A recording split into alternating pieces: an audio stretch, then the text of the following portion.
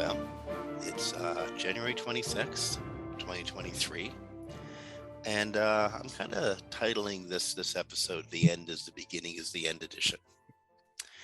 This is a tough one today, but it's actually probably going to be one of the more interesting shows we've ever recorded.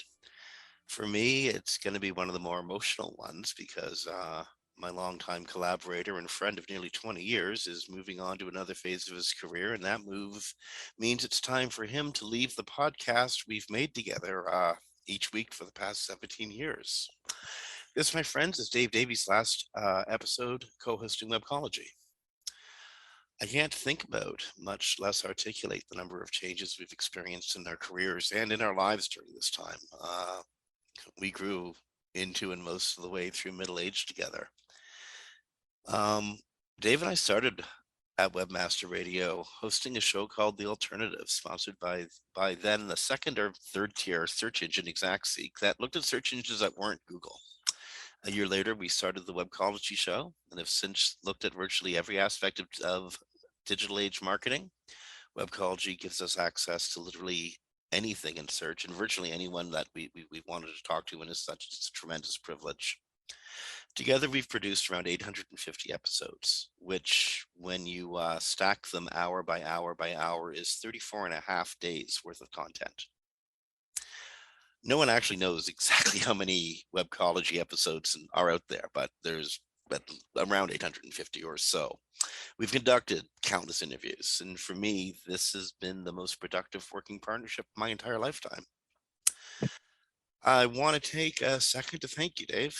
My life would be very different if we hadn't met in Victoria, if Stepforth hadn't hosted with your company, if Ross hadn't hired you away from that hosting company, and if you hadn't agreed to co-host this show for the last decade and a half. Thank you, Dave. We were going to record a number of people around the world saying hello, goodbye, and thank you, but there's honestly way too many voices to contact and schedule. And the events of this week don't really permit it. Right now, we are witnessing and experiencing, and in many cases participating in, the most significant advancements in technology and ability in the entire history of computing. As it happens, we have one of the search industry's emerging experts on the field co-hosting his final show. And he wanted to book Lily Ray, so that's what we did. Dave is going to continue producing shareable content, but he's going to be doing it under the banner of Weights and Biases, the AI-focused firm he's now director of SEO at. Dave's also going to continue to appear and speak at major search conferences and events, and his intense knowledge and extraordinary personality will still be available at a webcast or podcast distribution service near you, and I urge you to seek it out. We're going to continue on. Christine's going to be sitting across the virtual table in the co-host seat, and we're going to continue to bring what we hope is quick-witted views of events and news. Please stay tuned. And again, Dave, man, thank you so much. It has been an amazing, 16 years of making radio with you. And it's funny, I was with this you can be excited and you can be sad, right? As I was sort of logging in and clicking the link to the show and going, well, that's the last time I clicked that link. I mean, as a co-host, oh yeah, I imagine you can't get rid of me forever, but and so it was sort of bittersweet. Yes, I'm looking forward to the sort of next stage, but at the same time, it's been an amazing time, and co-hosting with the person who literally is responsible for building my career, because you went back to and Stepforth, hosting with the hosting company I worked for, and seeing that. I remember because I was doing sales there and going, well, this would sure be easier if they called me, and then talking to the owners and going, we need to just hire these guys because I want my phone to ring. I don't want to have to call out. And it worked. Then learning from you guys how that was done, starting into affiliate marketing, which regular listeners will know I've referenced a bunch as to when I went a little more to the gray black for a while there in the strategies that I was using. And so, yeah, I pretty much owe combined between you and Ross my career, and just a ton of fun over the last 15, 16 years of doing radio, and the pep talk you gave me as I was going to speak at my first conference back in 2006, SES San Jose 2006, and I was nervous as hell. And you were just like, everybody wants you to succeed. Don't worry about it. Everybody wants you to succeed. And I held on to that while I was standing there in front of a larger room than I thought of, and it turned out okay. And here I still am. And so yeah, looking forward to seeing you at another conference. But I remember those words every time I'm stepping on a stage. Well, as it turns out, it did turn out okay. And moving forward, not only do people want you to succeed moving forward in your new role with weights and biases, I think they're going to be fairly intensely interested in what happens along the way, because as I kind of alluded to in the introduction, you're quickly emerging as one of the preeminent. Are you comfortable with the word expert in the field of machine learning and AI in relation to search? So I think people are going to be intensely interested in your success moving forward. Yeah, it's very interesting. It's funny because I don't like expert, but that's because I'm dealing all day with doctors of machine learning.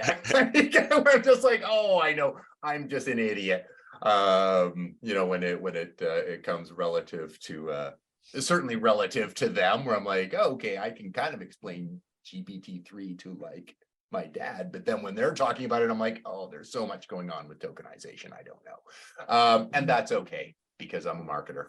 You just need to separate that one. Anyway, yeah, it is very, very exciting. But it is a broad field. And speaking of like exciting things, you'd alluded to it. I was like, we've got Lily Ray here. So and she's joined us and covering what is an incredibly important, well, okay, we'll end up talking about a bunch of stuff, I'm absolutely sure. So I was going to say an incredibly important topic, like there's going to be one. But obviously you can't have Lily without talking about eat, and then talking about eat. Yeah. You had such a good thing going when it was like a 3-letter acronym, and then Google comes along and like, eat. But let's just start. Lily, you're here. It is an absolute pleasure to have you. I'm so glad to have you on the show. We actually sort of mentioned you on the last episode. How are things going? And thank you for being here. Of course, thanks for the invite. Things are good, a little chaotic, kind of planning to talk about a whole set of things this year over the next few months. I'm doing a lot of conference talks, and then all the conferences are like, can you just like change everything to talk about AI, please? So that's fun. Fun curveballs as always. So I have to ask, okay, I think I don't know. Okay, let me start by asking, are you at PubCon Austin? Yes. Yeah, okay, so you got the email going like, and if you want to include that, which makes sense, like this is a hot topic and sort of touches on everything, but gives me a great entry point to talk to you about, because what does that have to do with what you generally speak about? Like help us combine these things between EAT and AI. Yeah, well, the addition of the new E in EEAT stands for experience. Google introduced that new E in December to the search quality guidelines. They also made a lot of other really big changes to the search quality guidelines. I don't think that SEOs are paying enough attention to it. Like I find myself referring back to the guidelines in most of my conversations with clients. And the big changes that they made, I believe between July and December was the last time they updated the search quality guidelines. We don't see the impacts of those changes until future algorithm updates, right? Because like search quality evaluators are now scoring content with this new rubric that includes experience as one of the things they're looking for. And theoretically, with future algorithm updates, we'll see that factored into their considerations. So I think it's really interesting timing, because if you read what Google says about experience, it doesn't say AI content anywhere in the guidelines, but it hints at it a lot. Or like you could consider AI content to be something that is like potentially auto-generated without a lot of effort or a lot of firsthand experience. So I don't know that Google's necessarily going to go after AI content in particular, but it's kind of like like the introduction of this experience factor does challenge a lot of like how people are going to be building content this year, you know? So you mentioned, so I've got to ask, because you're like, and there's a bunch of stuff, but yet there's this one big thing that we're going like, oh, they added an E. Yeah. What did we miss? What else is Yeah. in there that you're like, SEO should be paying attention to this, but they're like focused on this one letter? Yeah, there's a lot around like how much effort went into making the content. So they talk a lot about effort and originality. So I think that's really interesting. It's like they all kind of talk about the same thing. It's really like we think content should have a high page quality rating when it's clear that the author spent a lot of time and a lot of experience like making the content. So it doesn't talk about specific tactics to auto-generating content or whatever, but if you are taking shortcuts and there's not a lot of human oversight or editorial oversight, that does technically fall into actually like the lowest quality rating. And the lowest quality rating is reserved for like spam and hacked pages. So it's pretty clear what Google's looking for. So this was all written before ChatGPT came out. But it's very interesting timing because I think like at some point they might have to directly talk about how they treat this type of content, which they haven't done yet. Well, content creators and business owners, and just people making their websites might have problems avoiding AI in the future. Microsoft earlier this week announced that AI is going to be incorporated into its word suite. Yeah. Um, I think Adobe made an announcement about AI just the other day. Everyone is incorporating AI into virtually everything. How Yeah. how do you think that's going to affect the way content creators and webmasters uh, should behave moving in the future? Yeah. I think there's many, many different applications where AI generated content is and can be effective for SEO and for marketing. Like, it's not like a black and white thing. I think that like one example that I always use is like using AI content generators to write like descriptions on category pages on an e-commerce website. Like that's harmless, right? It's like it's just a little bit of text content. It's helpful. It's good for users. It adds something to the page. Like that's fine. Where I think it gets tricky and what we've seen already with like CNET and Bankrate and everything is like there's factual errors in there. If it's like financial advice or something that's a little bit outdated, like these tools currently can't report on like new information.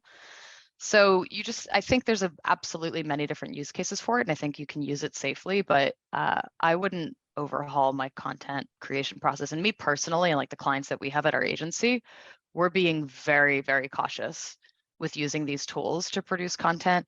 And that gets into a whole other thing. I feel like agencies have an ethical obligation to tell their clients the extent to which they're using these tools as well. Now that makes me have to ask a question that I think is coming to a courtroom near you, is if you're not fully declaring that this content is AI generated, how long do you think it'll be until somebody gets sued for financial or health related content, like your money in your life? I've been saying it's just a ticking time bomb. Like I'm just waiting for one of these tools to spit out some type of misinformation. Like ChatGPT seems to be really cautious with misinformation in general. If you ask it controversial questions, it seems very like trained to like, I'm not going to answer that because I don't talk about those types of topics. Like it's very cautious, but another thing that's really important to think about with where Google has been going is that the first 30 pages of the search quality guidelines talk about finding who wrote the content and finding the reputation of the brand and the authors. So if you're CNET or Bankrate or any financial site and you're using AI content, you have an obligation, at least for SEO purposes, for Google purposes, to say who wrote it. You can't really get away with hiding that information. You can try, but imagine the PR crisis that would be if people found out. So you have to say who's writing the content, how the content was created. At the same time, there's uses for AI to augment content. Financial information, stock information is coming to you at a rapid rate off the tickers, maybe 2 or 3 minutes difference from what's happening on the floor. That can be incorporated into a page full of content very quickly with AI without in any way sacrificing quality. Yeah, absolutely. There's so many use cases for it that are like not controversial. Like that's excellent. What a great way to enhance the content, but I think the Chat GPT thing just changed the conversation because there's so many different things you can ask it, and potentially it doesn't always answer everything correctly. Something I was wondering, and then I imagine, I think I just gave a quick case use on how, but are there other ways that AI can be helpful? And when Google talks about content that's helpful, were they thinking about AI? Yeah, I think the helpful content update had more to do with like SEO in general, like people taking any type of shortcut to just try to rank a lot of content for search engines and kind of like trick users and trick search engines and just mass produce a lot of unhelpful content.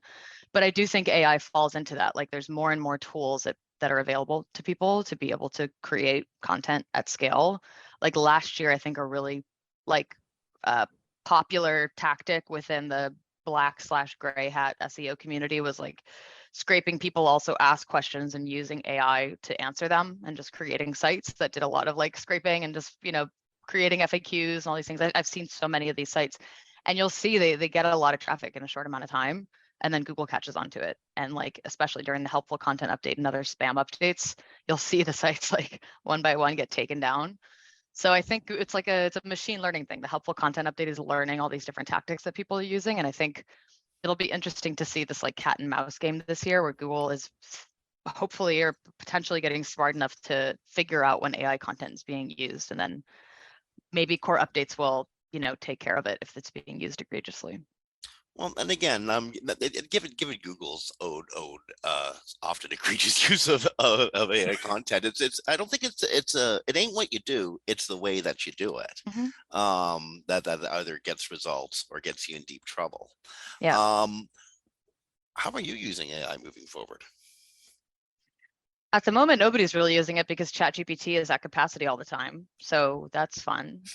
We're in the camp of like, yeah, we'll pay for it. This is definitely useful. Like we found a bunch of use cases for it on our team. The things I'm most excited about are like Excel formulas and regex formulas and anything like writing schema. Like that's awesome. I've never had a tool that I can say, give me movie structured data for The Shining. And it's not only like, does it write the structured data, it knows all the details. Like it knows all the attributes and knows how long the movie is. Like that's such a time saver.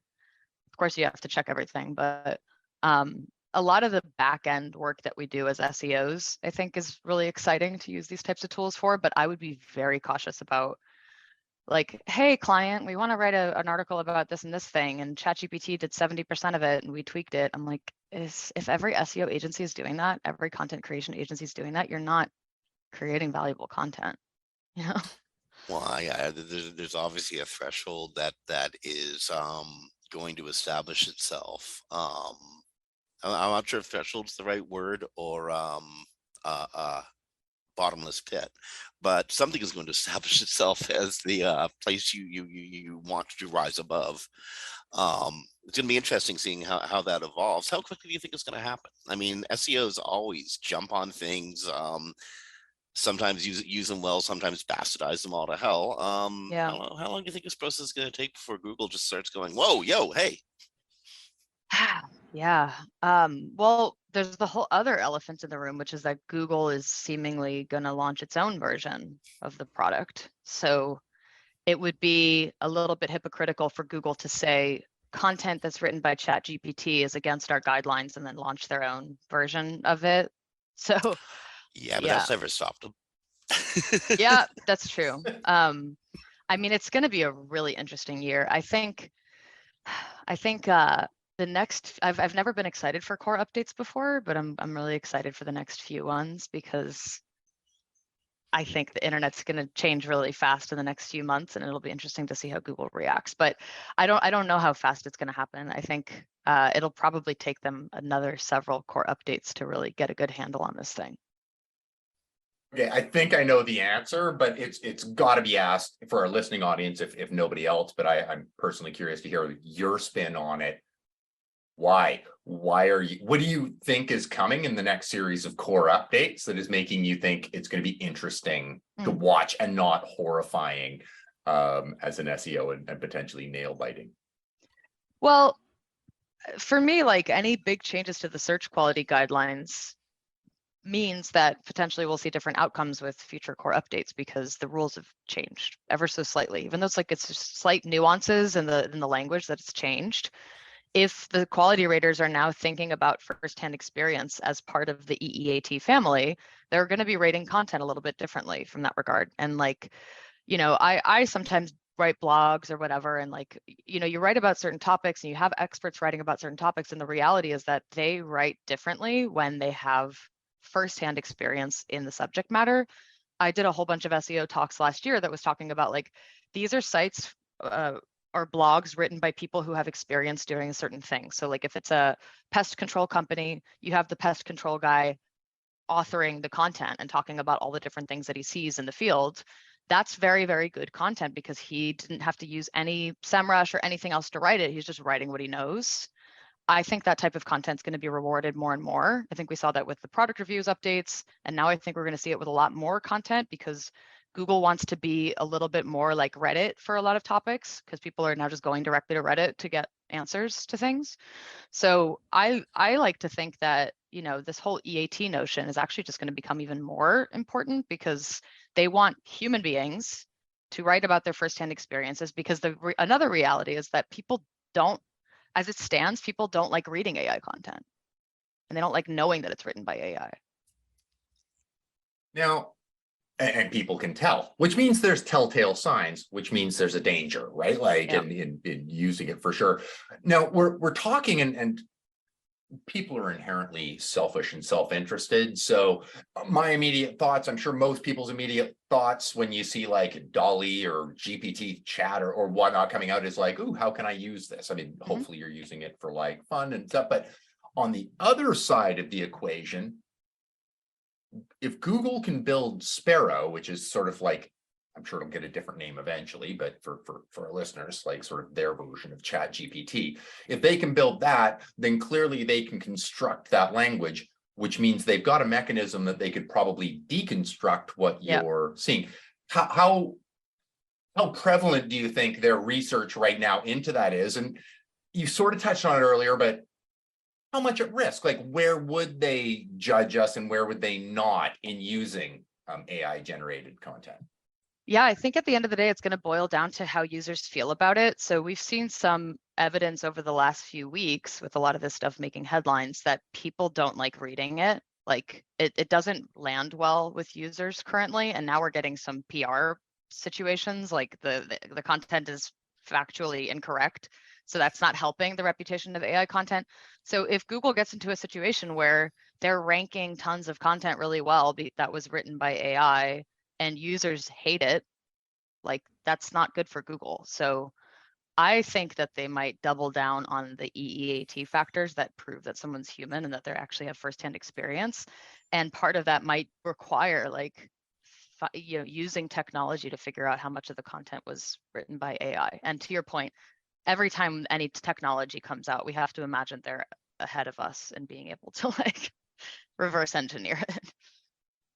Well, I think it was actually OpenAI itself that came out with the watermark for Yeah. ChatGPT content. There's a way to tell the pattern of ChatGPT, and the ChatGPT will do it itself for you. So I'm sure Google's on that as well. But they went as far as bringing back Larry and Sergey to review and make notes on AI proposals. I was actually going to ask you a different line of question. And actually, if you don't mind, I do want to pursue that because you said something earlier about the Quality Raters Guide and reacting to the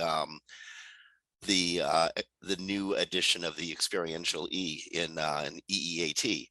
How long does it take for quality raters looking at the composition of search results to affect how those results get compiled? How long does it how long does it take for the raters ratings to move up the hierarchy at Google to the people who actually affect the ratings? I would imagine it's at least like 6 months of data. I think it takes a really long time. And then like we've seen with core updates over the last couple of years, um,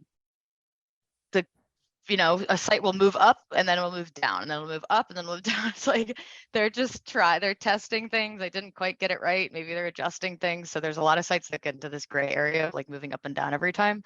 But I don't know the answer. I've spoken to some quality raters, but I don't know how long it takes Google to process all of this feedback. I would imagine it takes a while. Okay, well, that sort of leads to the second line of question, which I admit is being composed on the fly. Larry and Sergey were called to the Googleplex sometime in the last few weeks to assess and give recommendations on new AI focused projects. Your gut sense, and I know this is asking you to step out on a limb a little bit. I apologize, but your gut sense, how much is Google about to change? Are we looking at a fundamental shift in our relationship with Google? Yeah, it's really hard to say. There was an article, I think it was in Time magazine, about DeepMind, which is the company that's owned by Alphabet and is behind a lot of these efforts. And one thing I think was really interesting was that Google and DeepMind are aligned like philosophically, in theory, in terms of like the ethics of AI and not propagating misinformation. And it was interesting that they said like Sparrow will be launched and it'll be able to cite its sources and things like that. So that's like the first thing that I was thinking about when everybody's like, oh, GPT is going to take away market share from Google. I was like, this thing doesn't cite its sources.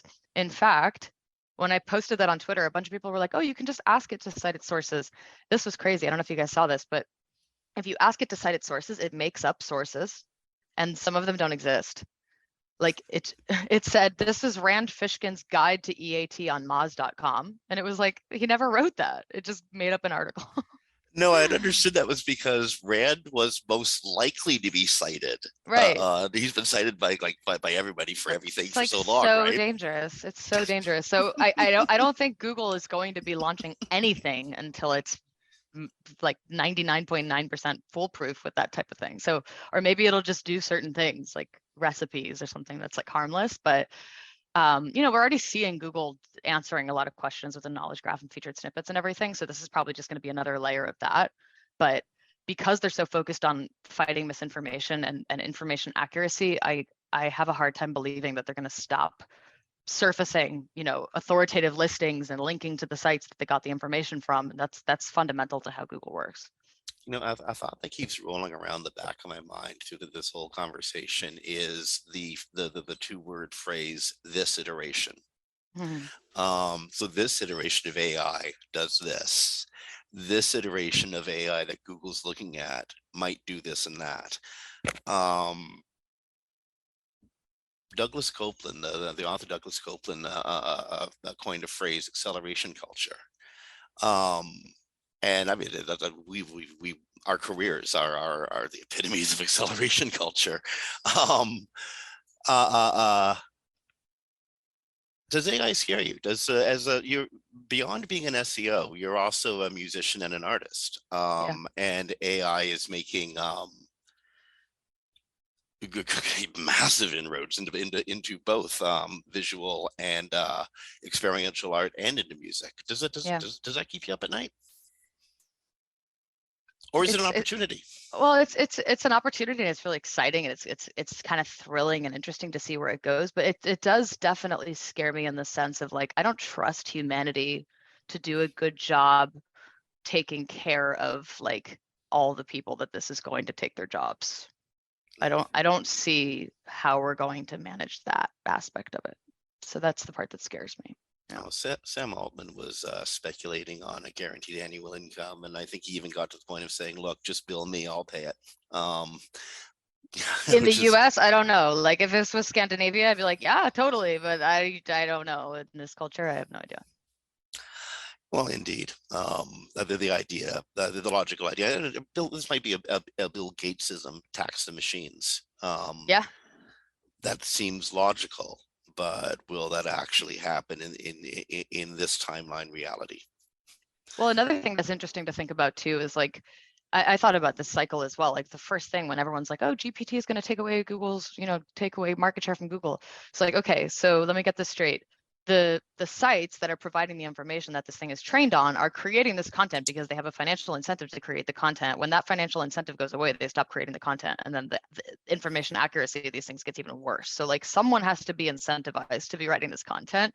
I don't know how GPT plans to pay people. I also don't know if one day in the future people will have some kind of robots.txt like, you can't use my site for this, because that doesn't exist right now. It's like, did we really just sign up for this? Like, I didn't consent to using my content for this, you know?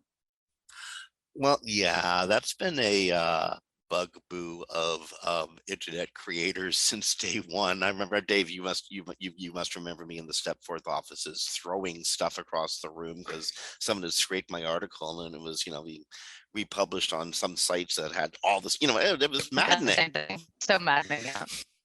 And that happens. And incidentally, AI content is rapidly going to start training itself on AI generated content. This is a snake eating its own tail sort of thing. What do you got to say about that, Dave? Huh?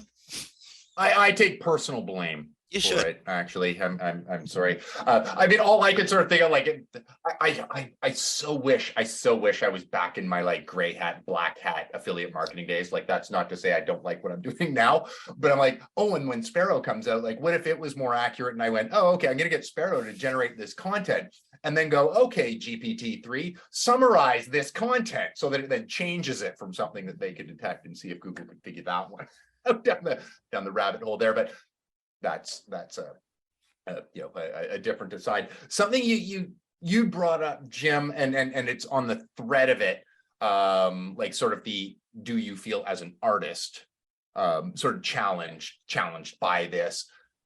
At the other side of things, on a related topic, I actually had jotted down, so I'm going to use this as like a quasi segue. I've been curious since, I don't know, knowing you, and I don't know how I didn't just like ask you this over a drink one day at a conference somewhere, but you do creative stuff, right? Like you're a DJ, you're a drummer, like there's a strong artistic sort of creative side. Theoretically, like when I think about it, I think most of our role is on the logic driven, sort of practical nuts and bolts side of things. Does that creative side help sort of steer and provide some sort of value on sort of like your professional side? Yeah, good question. I've actually always thought that was like the single reason why I love SEO and have been effective at SEO, is because I have like both sides of the brain in a pretty big way. Like I'm very creative, I'm very musical, I always have been, but I also am pretty data driven, and like I really do enjoy analyzing data and like also the technical stuff. Like I grew up in a tech family in the Bay Area, and that stuff has always been exciting to me. I'm not a programmer per se, but like my brother is and my father is. And so throughout my whole career, I text my dad and my brother when I need help with like anything coding related. My dad did my Python homework in college. Don't repeat that, but it was kind of funny. But yeah, it really is the blending of those two things. Like with SEO, obviously there's a million different ways you can take the career, but I love like both being able to solve technical mysteries, but also being able to think strategically about like not all technical SEOs can think about like a good sound SEO marketing strategy, right? But this career speaks to me a lot because you're able to be both very creative and very analytical as well. You spent a lot of time traveling recently, and in fact, the last 2 years since pandemic restrictions lifted, you've been on the road as much as you've been home. What's the I'm trying to phrase the question properly. A lot of people are getting into search as a career path, and I think a lot of people are looking at the way your career has blossomed, and they're wondering, how does that work in a work environment? Like, what is your working day like? Yeah. Well, first and foremost, I'm really, really lucky and blessed to work at the agency that I work at, Amsive Digital. Thank you, Amsive. I would not be here otherwise. Like, this is a company that has supported my ability to like take advantage of all these amazing opportunities. When I get invited to speak somewhere, I go speak there. And that's true for like different countries around the world, including in Spanish and Latin America sometimes. And like my agency supports all of this. So not every agency, not every person is going to have the opportunity to be able to have this type of role. But with Amsive, it became very clear very quickly, like it's helpful for us to have Lily out there speaking about these things. And, we get a lot of interest from clients or whatever. But it's challenging as well because I work in an SEO agency, you know what I mean? So it's a lot of people have the idea that all I do is like speak and just like theorize, and that's definitely not the case. Like I have a 35-person SEO team that I help run. There's 4 directors on the team. We all kind of like co-direct, but we have a lot of different clients and a lot of different categories. I also help run our audit team. So there's a lot of SEO audits that we do. So like whenever I'm not physically speaking somewhere, I'm on the computer, like doing audits and client work and joining calls and things like that. So it's a very, very fast paced agency environment. My team and I meet every single day for 20 minutes in the morning and just talk about what's going on with our clients, latest SEO developments. But as you can imagine, managing a 35-person team is a lot of work. And it's a lot of different clients that we have to pay attention to. So exciting What times. you were also the head of organic research at Amsive. What does the Yeah. head of organic research do? So that's like more where the conference stuff comes in. I'm always trying to like, a lot of my talks are basically just like, what is going on with primarily Google? What are the big, innovations and developments and new products that they have? How does that factor into search? How can you adapt your strategy to take advantage of some of these new things like Google Lens and multi-search, for example? I work a lot with Systrix, so that's one of the big SEO tools, as everybody knows. But they do a lot with like visibility monitoring. So a lot of those articles that I write just kind of speak to like trends in different categories of how sites are doing in terms of SEO visibility, which it's very important to understand what visibility means when you read those types of articles, which I always try to define. But really like larger trends, like I'm very interested in like, in the last 4 years on Google, suddenly the Mayo Clinic and the CDC and the FDA and Harvard and the Cleveland Clinic get to rank for all the medical keywords. 5 years ago, we had health sites that ranked #1 for everything, and now they can't rank at all. Like, I like those kinds of big trends that are happening on Google. And I just love reading between the lines of like Google updates because it really informs like what our clients should be focused on. Now, you said it's important to understand visibility. Mm-hmm. We have a listening audience. Mm-hmm. What is that? Yeah, all the tools define it differently, but I generally, the articles that I write are using Systrix, their visibility index. They have a lot of documentation about what that means, but the way to think about it is basically like the most simplified definition is think of it as the stock market of SEO, where Google is the marketplace, right? And there's these visibility index points where like the biggest sites on the internet that have the most organic visibility, like I think Wikipedia and the New York Times are some of the biggest. They have, I don't remember the number, I should, but maybe let's say like 5,000 to 10,000 points. And then everybody below that has a certain number of points. And this is assigned based on their index of keywords, which is, I should also know this, but I think it's 1 million in the US. And based on how all the sites are ranking for those 1 million keywords throughout the course of the year, they're assigned a certain number of points. And it also depends on the search volume as well. So based on how you're performing against that set of keywords and how much search volume they have, you have a score. Over time, that score will change. So if a core update happens, you might drop 20 visibility points, and that's really significant. And then what I look at is like, when you see 15 sites in the same category that all lost 20 visibility points overnight, that's a pretty clear indication that something happened with that space. Like maybe dictionary sites moved down. Maybe Google's getting better at understanding which keywords require dictionary sites or not. Like a lot of times you'll see with core updates, they switch from one type of site to another type of site. So maybe it's news and now it's social media. And these bigger trends are worth paying attention to. So visibility it's a reflection of how much market share you have in the search engines, but it's not traffic. So it's very important to understand these assessments don't look at traffic. They don't look at how many times somebody clicked on the page, for example. They don't look at seasonality, and they don't look at different SERP features. It's really only tracking the 10 blue links. So if you appear in top stories or Google Images or Discover, that's not going to be factored into your visibility score. One of the things that have changed over the years, and perhaps one of the most significant changes in the last couple of years, is the weight and importance of links in SEO. Um, how do you feel? How important are links now as opposed to say 5 or 6 years ago? Yeah. And has that evolution changed the way that you look at link acquisitions? So in theory, they're becoming less important, but I don't think that's necessarily true. I think it's clear that links are a very, very strong ranking factor in many cases. The link spam update from December was very interesting because so many sites dropped after that update that weren't doing egregious link building.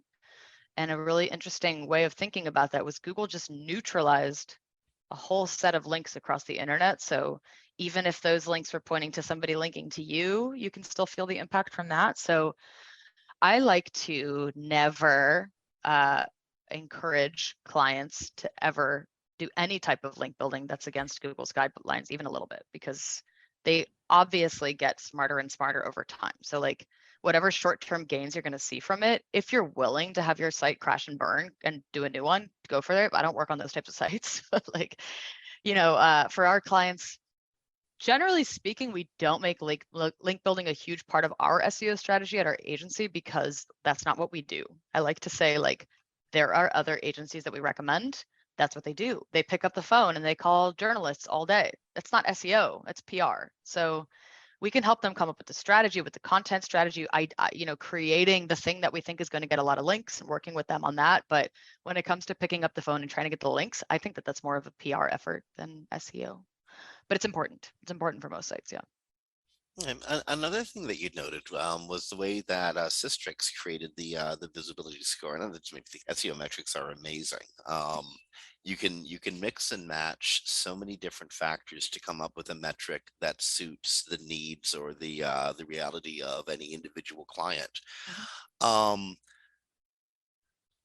there's tons and tons of different tools out there. Often these tools give wildly different scores or metrics for the same vocabularies, the same terms. How do you help people deal with how confusing that can be? I mean, you have a Moz score and an SEM Rush score and a Google Search Console score and now WebDev is giving you 4 different scores. How do you help clients like with all these different metrics? Yeah, it's kind of like it's a blessing and a curse. It's the score oriented thinking in our industry has done a lot of damage to people's ability to conceptualize how SEO works, especially with regard to EEAT, because that's the first question everybody has is like, how do I know my score? Or how do I know like how I'm doing? It's like there is no score. There's not ever going to be anything like a score. So that's confusing, but yeah, there's just so much misinformation and people love to try to boil things down into like, well, I got a link from a DR50 site, so this and this thing happened. And it's like, use these scores and metrics as a frame of reference. Of course, the difference between a domain rating of 80 and 10, that's important. That's like absolutely something worth paying attention to, but I wouldn't obsess over the details. More often than not, like we don't really use these scores much for anything. I would say like search volume we use directionally, but even that, if you compare what any of the tools say to what Search Console says in terms of impressions, it's never the same. It's never even close to the same. Well, You yeah, know? Google Analytics and Google Search Console are never even close to the same. The Yeah. left and right side of the office don't know what's going on. Yeah, exactly. As long as though I've always found though, as long as the sets of metrics that you do use are consistent and you consistently use them, they can be good indicators. But if you try to mix and match, or and as you said, get addicted to their output, you're probably walking a into misinformation. Yeah. And there's a heck of a lot of SEO misinformation out there. Yeah. Um, how do you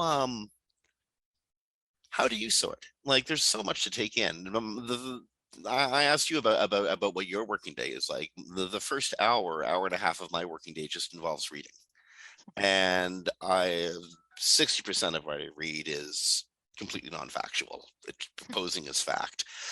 How do you sort?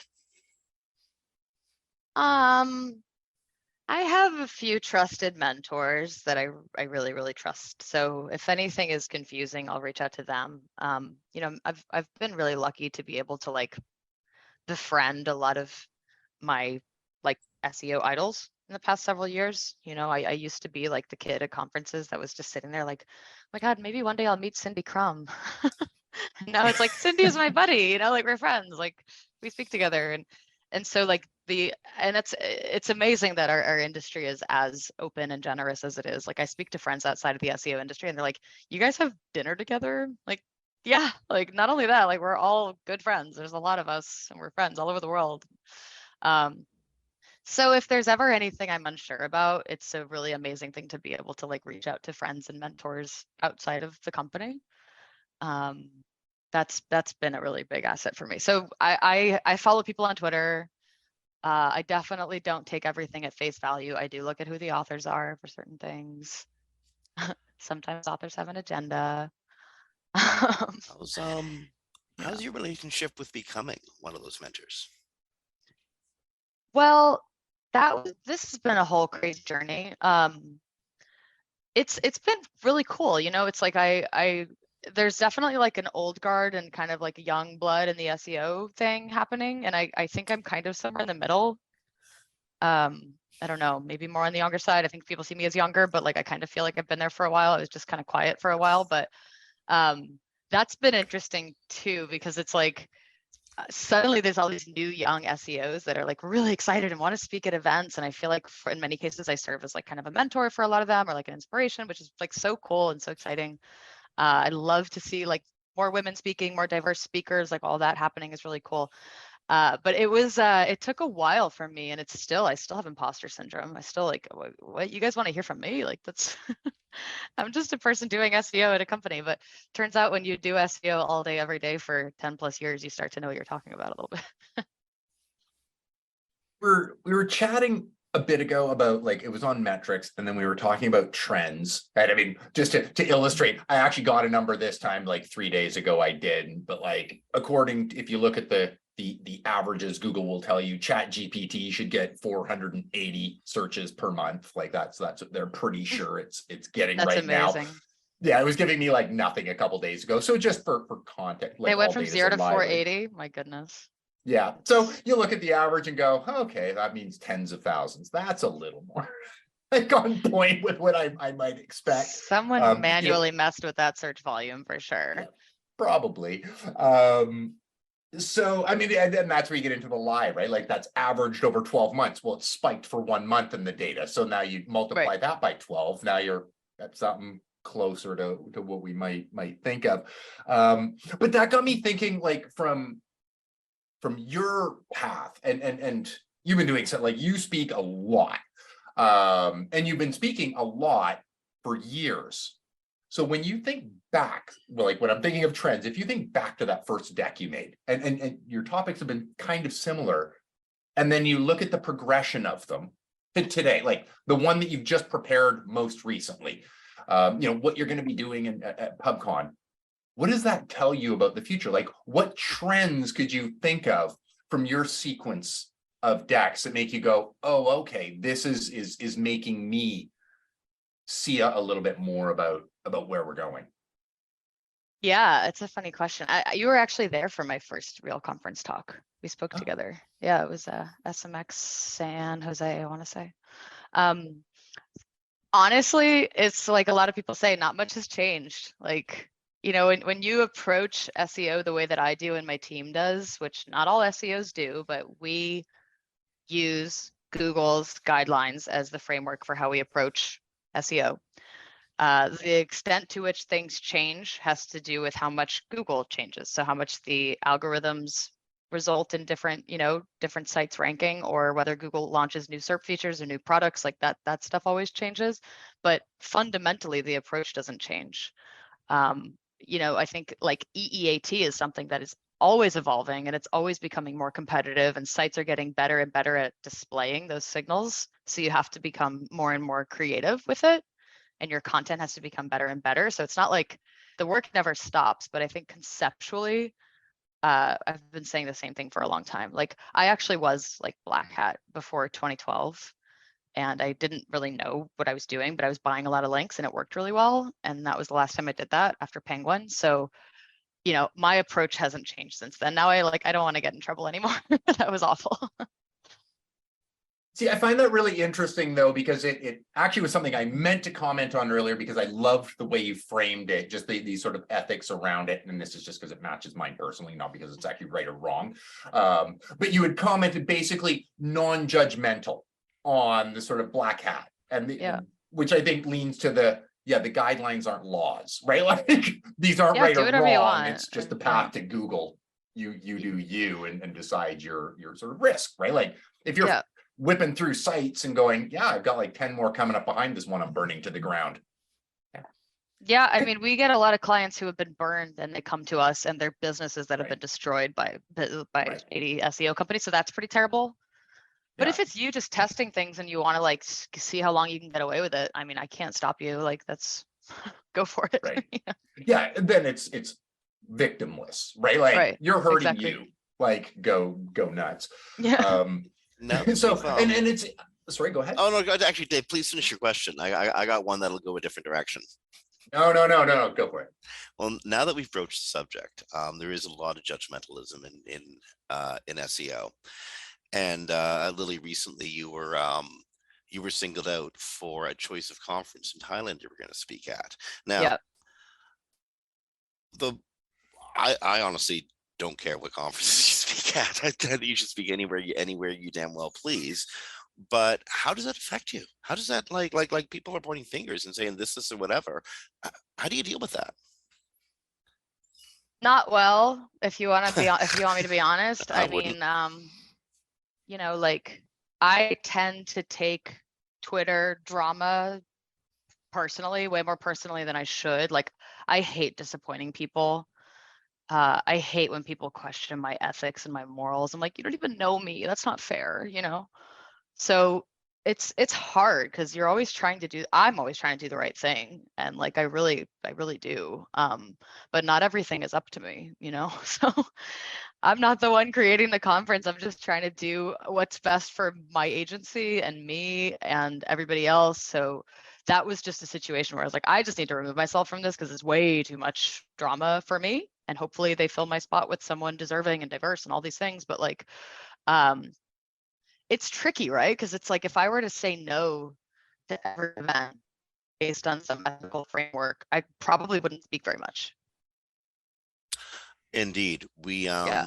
we often don't get to choose who our clients are, and I mean, there's a whole bunch of ethical decisions that SEOs got to make in the course of their careers, and it's hard to find where those guidelines or even why certain ideas or outrages may exist. Did you have any idea there would be a controversy when agreeing to to speak there? Did it Yeah. occur to you that it might be?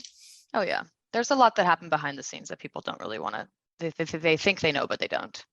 Yeah, it was a consideration and it panned out differently than expected. So I had to remove myself from the equation. Yeah. Okay. Again, I would probably be vocal and angry and very, I'd probably spike myself somehow in my own reaction. So congratulations, you didn't. I do it because I very much dislike being told what to do. Is there a responsibility SEOs have to Google or to the web that that gets overlooked? Yeah, it depends which SEOs you're talking to. You know, I think like again, like if you're in the business of helping companies, I think there's all kinds of like ethical considerations. Like I would tell your clients if you're planning to use AI content, like we don't exactly know how Google's going to treat AI content. I think that's ethical. If you're building links that are knowingly in violation of Google's guidelines and you tell clients otherwise, I think that's an ethical problem. And we encounter that time and time again with the companies that we work with and their previous SEO agencies. So like if you're servicing someone else and they're putting their trust in you to do the right thing, if you're going to be taking risks, you have to run it by them and get their approval. That's like what I believe. But again, like Google's not the government. Like you can make money off Google and do all kinds of stuff that goes against their guidelines if that's what you want to do. But I wouldn't deceive anybody or trick anybody and steal their money. Is the field you're in now, you're focusing mostly on technical SEO and making websites tighter, better, more performative. Is that getting harder as time goes forward? Yeah. Like I used to feel like 8 out of 10 with tech SEO like 5 years ago. Like I felt really, really solid. Granted, I was doing a lot more technical SEO work today, but now I feel like 6 out of 10. There's other people on my team that are 10 out of 10. They're amazing, but I don't understand like the JavaScript and page speeds level of detail that they get into. I'm like, yep, you lost me. I don't understand that stuff. I don't know it as well as you do. They sound like developers. And I don't think that it's necessary to have that level of knowledge, but like for the types of big brands that we work on and the conversations that our technical SEOs are having with them, you can't just learn that stuff casually. That's another level of understanding. It's very difficult. I have a whole team of devs I work with. Thank goodness they deal with that for me. No, we've talked a bunch on this episode about AI generated content. No surprise, we're all going to be talking about it quite a bit for the months to come. And I'm going to talk a little bit more about it right now in this next question. But are we defining it too narrow? Like ChatGPT came out. First part of that word is chat, which sort of implies it actually has different purposes than the one that we're going, hey, I could use this as a content generation machine, which we all very quickly came into. What do you think is coming, or have you thought about what's coming just from like a, hey, websites can use these new technologies that are coming out. We can actually like function with it. It's a chat. Like, are we actually missing the boat on enhancing some of the sort of web-based capabilities we might have that are user-centric, not search engine-centric? Yeah, totally. I mean, everyone immediately thought of SEO. I was like, why are we not thinking? First thing I thought about was like, put this thing in a little doll that kids and teenagers can just talk to. Like, you can ask this thing like therapy questions, and it really does a nice job. Like, why is this person not calling me back? It's like, this person might not be calling you back because this and this thing. And I'm like, this would have been so helpful for me when I was 15.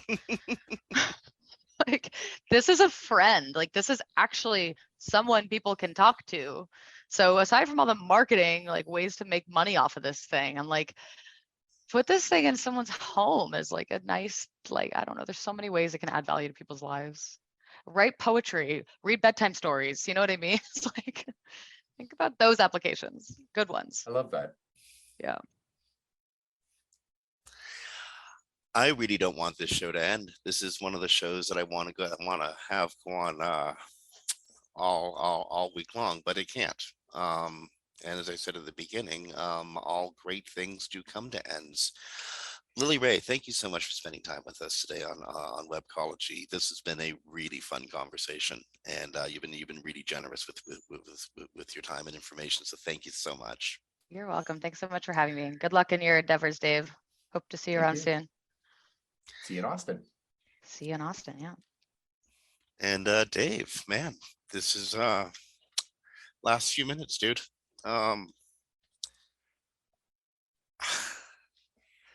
It's hard to find a way to close the show off, but for 17 years of a really successful content man, thank you. Yeah, it's been awesome. Love you too, buddy. Absolutely love you so much, Dave. And thank Mary for me too, eh? Friends, you have been listening to Webcology, recorded live to podcast on January 26, 2023. We are going to be back. See before. We will be back next week with hopefully again witty banter and a fun view of the news and events. Dave Davies, SEO head SEO at Weights and Biases, man, thank you so much for being on Webcology, and best luck in the future. Friends, stay safe, be kind to each other, rank well, be nice, and we'll talk to you next week.